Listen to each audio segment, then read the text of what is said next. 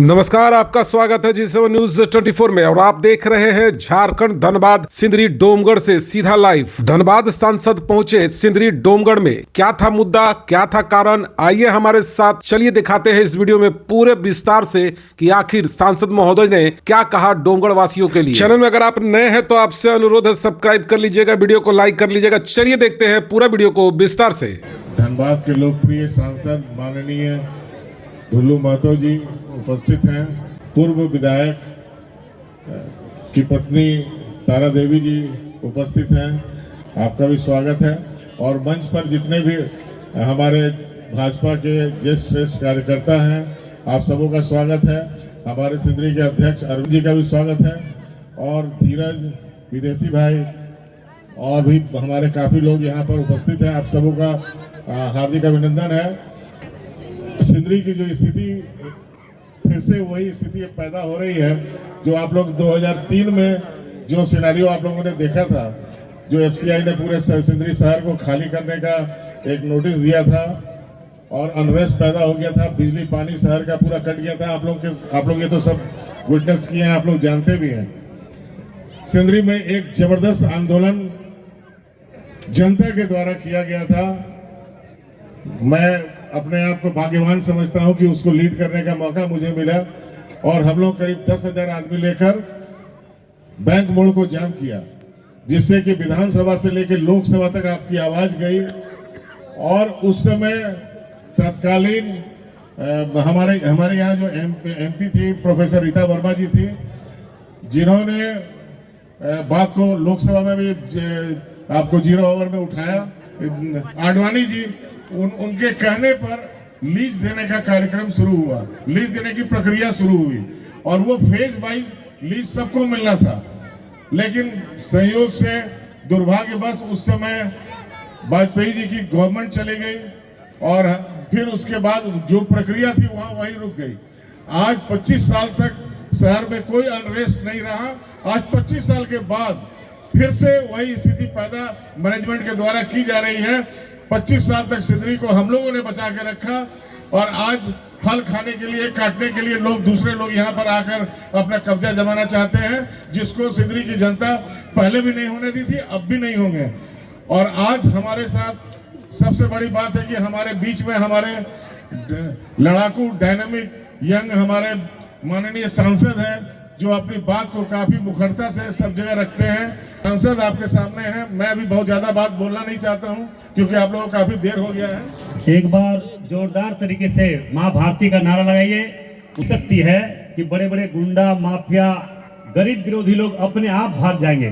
भारत माता की, भारत माता की, भारत माता की, जय जय श्री राम, जय जय श्री राम। धन्यवाद।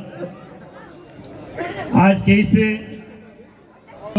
बचाओ संघर्ष समिति मोर्चा के इस बैनर तले आज के इस सभा में मुख्य रूप से उपस्थित हमारे बीच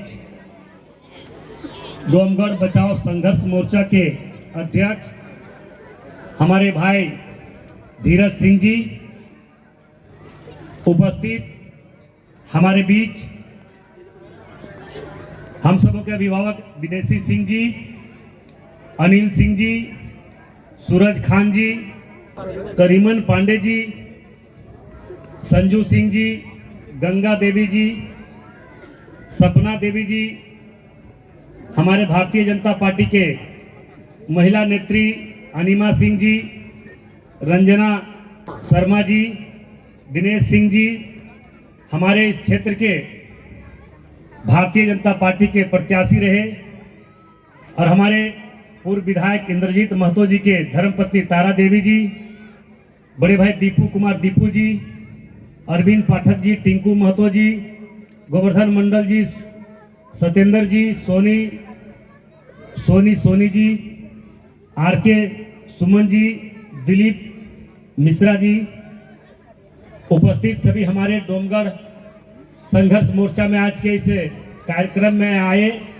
सभी क्षेत्र के माताएं बहनें, नौजवान साथियों, अभिभावक, मीडिया, सोशल मीडिया के सभी साथियों, डोमगढ़ बचाओ संघर्ष मोर्चा के द्वारा जब जब आप लोगों ने बुलाए, हम आप सबों के बीच में हर समय खड़ा रहे हैं और आने वाला समय में भी हर मुसीबत में, हर परिस्थिति में आपके साथ आपका भाई, आपका बेटा ढुल्लू महतो खड़ा रहेगा।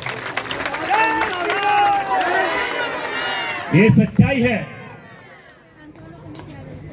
कि आज पूरे झारखंड प्रदेश के साथ साथ पूरे कोयलांचल, लोहांचल की स्थिति किसी से छुपा हुआ नहीं है।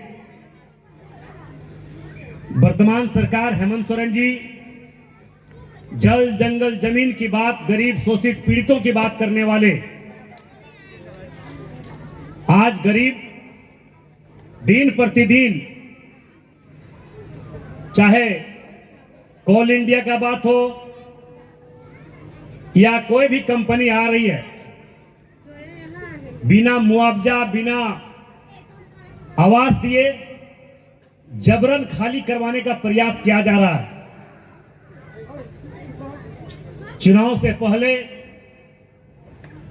झारखंड मुक्ति मोर्चा और कांग्रेस का लगातार ये भर्सन रहा है, ये सरकार बनेगी तो गरीब, शोषित, पीड़ितों का हर संरक्षण मिलेगा। मगर आजकल वर्तमान में आप देख रहे हैं जो स्थिति आज धीरे धीरे बनता जा रहा है कि गरीबों के साथ किसी प्रकार का अन्याय होता है, सरकार का संरक्षण नहीं मिल पा रहा है।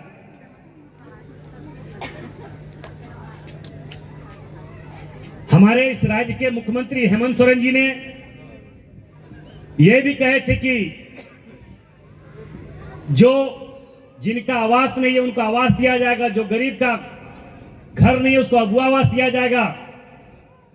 मगर आज खास करके इस कोयलांचल के धरती पे कोल माइनिंग के द्वारा, चाहे झरिया हो, सिंदरी हो, बाघमारा हो, हर जगहों पर लाठी डंडा का भय दिखाकर गरीबों का मुआवजा नहीं दिया जा रहा, घर नहीं दिया जा रहा, जबरन खाली करवाया गया, करवाने का प्रयास भी किया जा रहा है।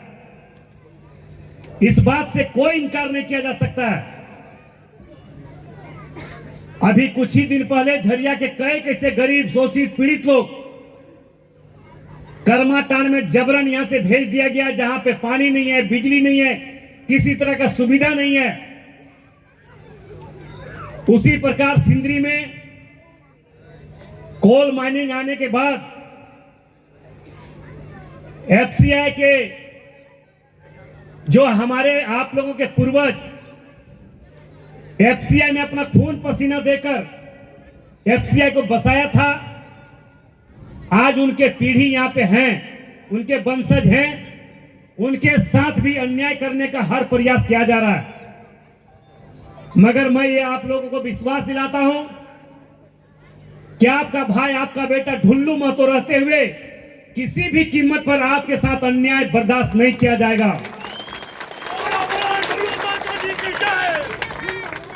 मैं पहले भी एक बार बैठक जिला के उपायुक्त के समक्ष मैंने बैठक करवाया है, फिर बहुत जल्द हम प्रयास करेंगे 2-4-5 दिन के अंदर डीसी के पास बैठक हो। उसके बाद हम एफसीआई के सीएमडी दिल्ली में बैठते हैं। 1 तारीख से मेरा लोकसभा सेशन चलने वाला है। या तो एफसीआई के सीएमडी से, या तो विभागीय मंत्री जगत प्रसाद नड्डा जी जो हमारे राष्ट्रीय भारतीय जनता पार्टी के अध्यक्ष हैं, या अनुप्रिया पटेल जी जो राज्य मंत्री है, तो उनसे हम बातचीत करके किसी न किसी से माध्यम से बैठक करवाकर इसका ठोस निर्णय निकाल के आपके हक और अधिकार आप तक पहुंचाने का जरूर हम प्रयास करेंगे। मैं डोमगढ़ संघर्ष मोर्चा के अध्यक्ष और तमाम जितने कमेटी के सदस्य हैं, मैं आप लोगों से आग्रह करना चाहेंगे कि आपकी कमेटी है, हम जिस दिन बोलेंगे एक दिन जिला प्रशासन से बैठक करके यहां से प्रस्ताव हम भेजवाएंगे और केंद्र सरकार से जो होना चाहिए वो हम करवाने का जरूर प्रयास करेंगे। क्योंकि ये सच्चाई है कि आज ऐसे ऐसे भ्रष्ट अधिकारी हो चुके हैं कि पैसा के चलते गरीबों को नहीं देखा जा रहा है। गरीब कैसे रहे, गरीब को अधिकार कैसे मिले, घर कैसे मिले, उनको मुआवजा कैसे मिले, इसका चिंता नहीं है। उसका चिंता इस पर है कि हम गरीबों को हटाएंगे तो हमें माफिया कोल माइंस द्वारा जो चलाने वाले संचालक उनके द्वारा कितना पैसा दिया जाएगा। यह स्थिति आज बना हुआ है। और मैं एक आग्रह निवेदन करना चाहेंगे, वर्तमान में सरकार कांग्रेस और झारखंड मुक्ति मोर्चा का चल रहा है। यहाँ पे कांग्रेस के एक कुछ नेता लोग आके आपके पास बोल के गए थे कि हम बहुत जल्द कुछ करवाएंगे। सरकार उनकी है इस राज्य में, अभी तक क्या करवाए नहीं करवाए इनकी जानकारी जनता के बीच में देनी चाहिए। जिसका बाप दादा पूरा बेरमो से लेकर धनबाद तक लूटने में कोई कसर नहीं छोड़ा, जिनका बड़े बड़े कोल माइंस चल रहा है, वो गरीब का संरक्षक बनना चाहता है, ये कतई नहीं हुआ है, कभी हो सकता है। वैसे लोगों से रुपये जिनका रूप समय समय पर बदलता है, उनका चेहरा और चरित्र समय समय पर बदलता है, वैसे लोगों से सावधान रहिए। जो कभी भी गरीब का हितैषी हुआ ही नहीं है, जो कभी गरीब का संरक्षक बना ही नहीं है, जो बड़े बड़े कोल माइंस चला रहा है, वो आपका हक और अधिकार का बात नहीं कर सकता है। वो चुनाव में आए, वोट लिए, चले गए, फिर कैसे हम आप लोगों के बीच में अपना गलत प्रोपेगेंडा अपनाकर कैसे हम अपना वर्चस्व अपनाएं, इसके लिए उनका चिंता है। इसलिए वैसे लोगों के चक्कर में ना आए, मैं आप लोग से यही आग्रह निवेदन करने के लिए आया हूं। क्योंकि तरह तरह का बात बोलेंगे मगर करेंगे कुछ नहीं। कभी भी भ्रष्ट प्रशासन, भ्रष्ट अधिकारी के खिलाफ एक आवाज तक नहीं उठा सकता है।